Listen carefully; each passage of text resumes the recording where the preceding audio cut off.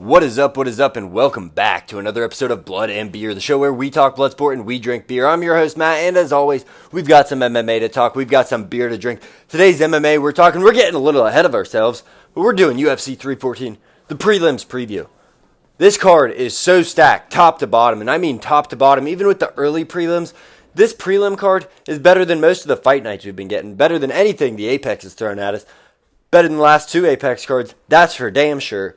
This prelims fight night card is phenomenal. So we're going to have a whole show dedicated to it because on our Wednesday show with Cody, where we do the whole, the mainstay, where we do the main card breakdown, our signature, our premier show, if you will, here at Blood and Beer. When we do that, we don't go over the prelims unless we're making bets on them, unless there's something that really stands out. This time, I got to do it. There's just too much going on. Now, some of these might go under the radar, but the matchmaking on these just A+, grade A. Mick Maynard, Sean Shelby, Hunter Campbell, doing your thing, doing your damn thing. Great job. Can't wait for this one. So, UFC's heading down to Miami for UFC 314, Volkanovski versus Lopez. Hell of a fight for the vacant 145 title. Co-main event, Paddy Pimblett versus Michael Chandler. That's going to be a banger. The card is just top to bottom unbelievable. But we're only going over the prelims today. So, with that being said, just like the last episode, we're sipping on some Blue Moon Extra Belgian White. 8% Belgian style wheat ale, baby. And we're going over these fights. So we're just going to jump in from the curtain jerker to the end of the prelims. We'll drop another episode on you Wednesday night where we get into everything. But yeah, let's get started, baby.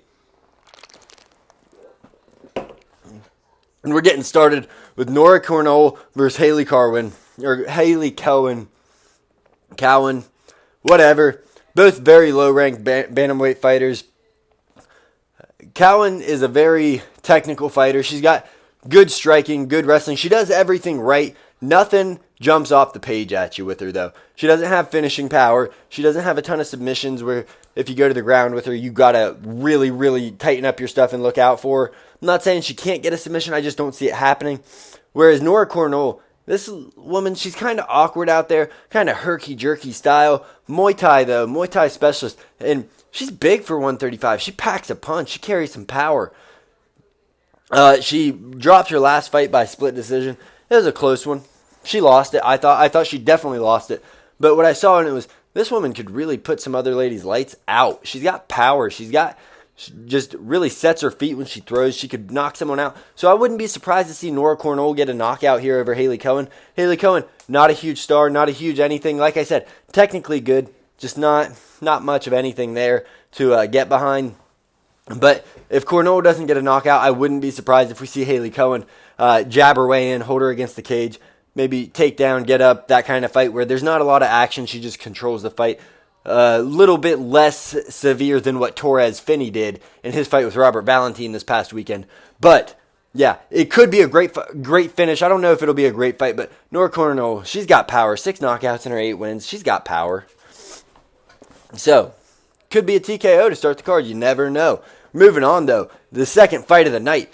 UFC Ultimate Fighter should have been in the finals against Brian Battle. Didn't get the chance due to injury. That was years ago. Are we still hung up on it? Yes, we are. It's Tresean Gore coming in. He's coming in off of 2 modified guillotine wins. Guys are shooting in on him that are way taller, and he's just grabbing their neck and picking them off the ground by their fucking neck to rip their neck off, making them tap. Dude's nasty. He's got a vicious squeeze. Nasty power puncher, too. He's a little raw. His skill set is definitely, it needs refining. But he's powerful. He's athletic. He can make up for it in a lot of places. Marco Tulio, this dude's a knockout puncher. Knockout striker.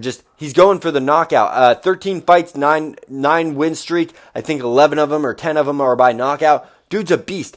But against Tresean Gore, is that going to be enough? He's going to have a little reach advantage. Nothing to write home to your mom about. But Tresean Gore hasn't really fought any power punchers in the UFC. Is his power punching? We know he has power from his days on The Ultimate Fighter, but is he going to be able to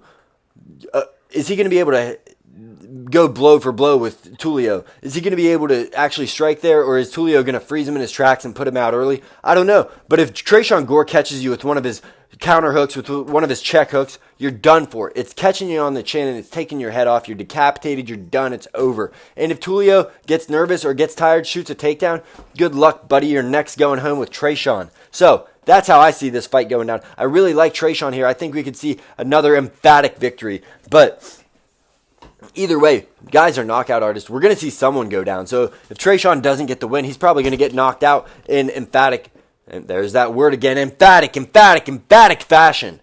Sorry. I don't know what's wrong with me today. Got a lot of energy. Got a lot of pizzazz going up in here. But that fight's not going to disappoint. And that's only the second fight of the night on the early prelims. Then we got Suma Darji versus Mitch Raposo. Battle of the styles here, but I love the matchmaking. Suma Darji's huge for 125. He's 5'8". He's got a 70-inch reach, I want to say, or a 78-inch reach. It's insane. And then you got 72 for Suma Darji. Mitch Raposo coming back at 65-inch reach. So the reach, that's bad. That's bad news for Mitch Raposo, because if you watch this show, you know there's two stats I'm hung up on right now that have been making me money all year. And those two stats are reach and undefeated fighters. Now, Mitch Raposo, not an undefeated fighter, but his reach, short. Suma Darji's got insane reach for the weight class, 7-inch reach advantage. That's all you need. Anybody over 4-inch reach advantage wins over 60% of the time. The greater the reach, the better those odds go up to a certain point. Eventually, it starts to fall off, as does everything. You know, you got your James Vicks that are way too tall. You got your, can't even think of people off the top of my head right now. Rebellis Despain, he's probably one of the ones that's a bit of an outlier. But that reach is going to be a problem for Mitch Raposo. Now, Mitch Raposo, he could wrestle fuck him the whole fight. He could just take him down and do his best to hold him down, or take him down over and over again, hoping that cardio is intact to be able to do that. I don't know if he'll be able to, because Suma Darji, while he doesn't have the best takedown defense, he has really good scrambling. He's really good at getting up to his feet, and he has really good strikes on the break. So when you're breaking out of the clinch, out of these wrestling exchanges, he cracks you. He can put you out, lights out. I like Suma Darji here, but I wouldn't be surprised if Mitch Raposo goes out there, outpoints him, wrestles him for 3 rounds, for 5 minutes each round. That could happen. Raposo's looking for a win. Suma Darji, he's been up and down in the UFC, but he's an entertaining fighter. I think it's going to be a fun one, but you just never know with these stylistic matchups. Mitch Raposo, though, I would say is on the lower end of wrestling specialists. I wouldn't say he's one of the better ones, but we'll have to see. It's going to be a fun fight if it goes Suma Darji's way. It'll be an interesting fight if it goes Mitch Raposo's way, because he's a young guy. We could see a new person on the come-up finally. And then in the early prelims main event, we got Cedric Dumas taking on Mikhail Oleksiejczuk. This fight's going to be a banger. Striker's delight. Oleksiejczuk has crisp boxing. Dude likes to get in the pocket and trade with you. He can put your lights out. He can pepper you up. He can do it all with his hands. Not the best kicks. Not the best on the ground. He has a real problem with getting submitted. I think he's been submitted in 3 or 4 of his last 5. So not great there. But when you strike with him, dude's tough. And like I said, his boxing combinations, they're tight. He's very technical, very accurate, and he's got good head movement, good counters as well. He likes to trade. Cedric Dumas, just a big athletic dude. Got 5-inch reach advantage, so that's huge here. He doesn't have the best gas tank. He's been knocked out before, but it was a weird knockout. He got eye poked before, so I'm not going to hold that against him. I like Cedric Dumas here as the dog. I just think he's bigger. I think that he has a better wrestling game, and if it goes to the ground, Oleksiejczuk gets subbed by everybody anymore, it seems. So Dumas has that route, whereas Oleksiejczuk just does not have that route to win. But I wouldn't be surprised if he peppers him up on the feet. It's just with the reach advantage, with the wrestling advantage, it seems like it's all going to Dumas. Have to see how the fight turns out, but man, these fights are fun as hell on this card. I cannot wait for these prelims, and they're free. Disney Plus, ESPN Plus for the early prelims, and the actual prelims that we're about to get into, that's on ESPN, ESPN Plus, and Disney Plus as well. It's everywhere. It's free. Watch it. They're going to be great. It's going to be better than any fight night you stayed up for. I promise you. I promise you. But on to the prelims. On to the actual prelims of this card. We're going to start with one of my favorite fighters throughout his whole UFC career, Julian Erosa. Dude's a stud. Dude's a warrior. Puts on a war fight after fight. If you don't knock him out early, he's going to beat you up. He can submit you early. He's gotten 2 submissions early in his last 2 fights. But other than that, it's either knock Julian Erosa out round 1 or you're going to be in for a long night. Darren Elkins kind of has a similar story, if you will, similar path to victory for him. He gets through your big storm. He's going to wear you out and just try to wear on you. The difference is he's a wrestler. He's going to try to hold you down. He gets beat up. He's durable as hell. They're both durable as hell. But I just think Darren Elkins, beast wrestler. He can control you. He is getting older. He looked really bad his last time out, even though he got the victory. Julian Erosa, his striking's still there. He's got really good boxing from range. His kicks are nice. He throws a nice kick up the middle, teak kick. It's nice. Dude's nice. And on the ground, he's got good submissions, as I mentioned earlier. Erosa's a minus 425 favorite for good reason. It's going to be a fun fight, though. I think at the end of it, it's going to be bloody. Both guys are going to hold their hands up, give each other a hug. It's just going to be a fun fight where they beat the shit out of each other. 2 vets where this fight does nothing for their career other than get the winner a win bonus and possibly get them both fight of the night. But that's going to be tough to do because this main card, we haven't even talked about that yet. That could eat up all the bonuses. But the prelims, that's what we're here for today. This is the prelim preview, and that's what we're here for. So, gun to my head, Julian Erosa, but this is another one I wouldn't be surprised if we see Darren Elkins pull out a decision just because he's good at making the fight ugly. He's grimy. He's going to get in there, and if he goes to the ground in the second round, he's going to be bleeding like crazy. Dude's full of scar tissue on his face. That's all he is. So he's going to be bleeding all over the place. You're not going to get a submission on the guy because he's just going to slide right out from that blood lube, if you will. So, with that fight out of the way, we move on to the next fight. We got the prospect Chase Hooper. I don't know what his real nickname is off the top of my head. Taking on Jim A10 Miller. And Jim Miller has made a career lately out of killing these up-and-coming guys in the UFC. Killing guys younger than him. Oldest guy that fell victim to him recently, Damon Jackson. But before that, he knocked out 2 or 3 guys round 1, making their UFC debuts. Undefeated fighters. And this is a BJJ guy, is what he's known for throughout his UFC career. You know, Jim Miller.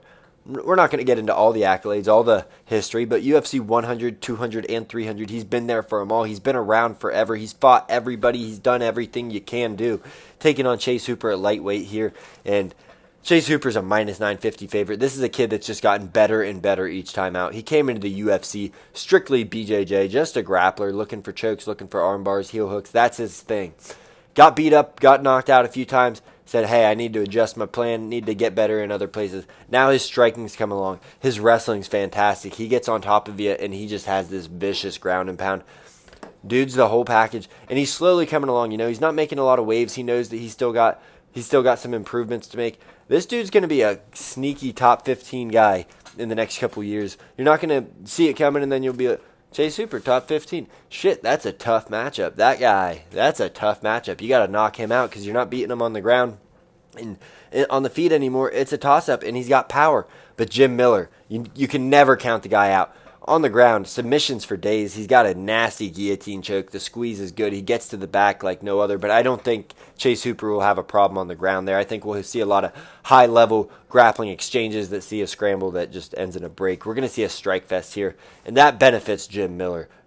That benefits him. Don't get me wrong. Chase Hooper's the faster, more athletic guy, but Jim Miller really carries one-punch knockout power now, and he could put Chase Hooper out. I'm not saying that's what's going to happen. I'd love to see it. I'm a big Chase Hooper fan, but how do you not love Jim Miller? Comes back after being diagnosed with Lyme disease, continues to fight for another 15 years or whatever the hell it's been. Dude's looking great. So, Jim Miller, let's see an upset. Not saying it's going to happen, but at plus 550, plus 600 odds, not the worst thing I've ever seen. Not the worst bet I've ever seen. And then we got Yan Xiaonan taking on Virna Jandiroba. This is on the prelims, people. This is a number 1 contender fight at women's strawweight. Yan Xiaonan, she lost to Zhang Weili a couple years ago. Closest fight she's had since losing to Rose Namajunas, though, for Zhang Weili. And Yan Xiaonan, she's huge for 120 or for 115. She's tall, she's powerful, she's got good takedown defense. And power, I mean powerful. She can knock your lights out. Problem is, she's running into a buzzsaw in Virna Jandiroba, who's going to take you down and suffocate you with her just grueling wrestling until you give up a submission. And she's a black belt in BJJ. She's going to sub you. She's going to club you on the ground and then sub you. She's nasty. I really lean Virna here because Virna's been on this tear. We've seen Yan Xiaonan stuff takedowns an entire fight. I don't know if you're going to be able to do that against a fighter like Virna Jandiroba, who has not been stopped since she's been on this tear. She gets to that body lock, she gets trips, she gets double legs, she gets you down any means necessary, and she can submit you from any position. She has every submission in the book. She can take your back, she can get you in a guillotine if she needs to, arm bars are there, the triangles, she has it all. So I lean Virna Jandiroba, and she really should have been the one fighting Zhang Weili last time out when Tatiana Suarez got that fight. I understand Suarez has a crazy story, the biggest what-if in UFC history as far as injuries go with her career. But Virna Jandiroba has been wiping everybody out. I mean, she has beat everybody you put in front of her. You got to give it to her. It's just she's not a name. She's cross-eyed a little bit. You can't tell where she's looking.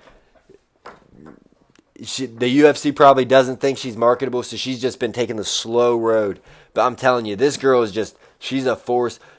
Biggest threat to Zhang Weili at 115 is Virna Jandiroba just because of the style. I don't know how this is going to go. I do, actually. I'm leaning heavy Virna. Yan Xiaonan, great talent, but this is just a bad stylistic matchup for her because while she has good takedown defense, it has been a little suspect in the past before her most recent fights, and she has not fought a grappler like Virna Jandiroba. So we're going Virna, and that brings us to our the featured prelim, our prelim main event. We got Dan 50K Ige taking on the Leaning Tower of Giza, Sean Woodson. I don't know what to call this guy. He's 6'2", 145, taking on 5'7" Dan Ige. He's got a, what is it, 7-inch reach advantage, so you know how I feel about that. I've said it 100 times this episode already. And Sean Woodson really fights well with his range. He throws kicks, but his boxing is where he really shines. He'll hold you at range with his boxing and still throw combinations without letting you get in. He should win this fight based on the range, based on his fight style. Dan Ige is short. He's got a little bit shorter arms as well.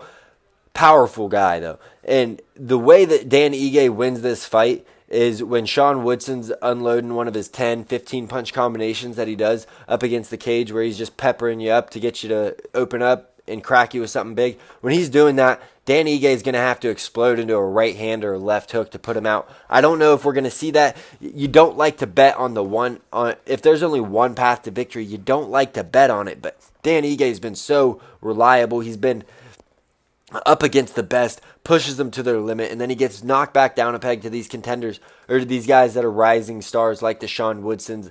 I can't even think right now other guys that he's turned away, but Dan Ige, was it Gregor Gillespie that he slept? No, that was Kevin Lee. It was, I'm not going to remember it. I'm not going to remember who he knocked out and got that, 50K Ige nickname. But he's a power puncher. That's his path to victory. Sean Woodson can easily decision this. I don't think you're going to wear Ige down. We've seen him go up against Josh Emmett 5 rounds. We've seen him go up against Calvin Kattar. I think that was 5 rounds. You're not getting the dude out of there. He's tough as a $2 steak. But Sean Woodson just might be too much on the points. He might be too much on the volume. So I like Sean Woodson here, but that's going to be a fun fight. Every fight on the prelims has potential to be fun. I mean, the only fight that I could really see more likely than not won't be fun is Cornell versus Cohen. But that one still, like I said, could end in a knockout. You never know. This is UFC 314, baby. We got a title on the line. Ilya Topuria out of 145. We got Lopez Volkanovski moving in. We're going to find out. You're going to get our picks later this week on the fights. We're going to do a main card breakdown. We're going to talk about the most important topics going on surrounding this card. What's at stake, everything that we need to for this super card at UFC 314. That's all I got for you today, though. Thank you for tuning in to the Prelim Preview. This is the first edition of this show. So I want to thank you. Don't forget to check me out on Spotify, Apple, Amazon Music, everywhere you get your podcast. I'm there, Blood and Beer. Look it up. We're there. Give us 5 stars. I appreciate you. Don't forget to like, comment, and subscribe. Let me know your thoughts on these prelims, what's going to be happening. That's all I got for you. I'm Matt with Blood and Beer.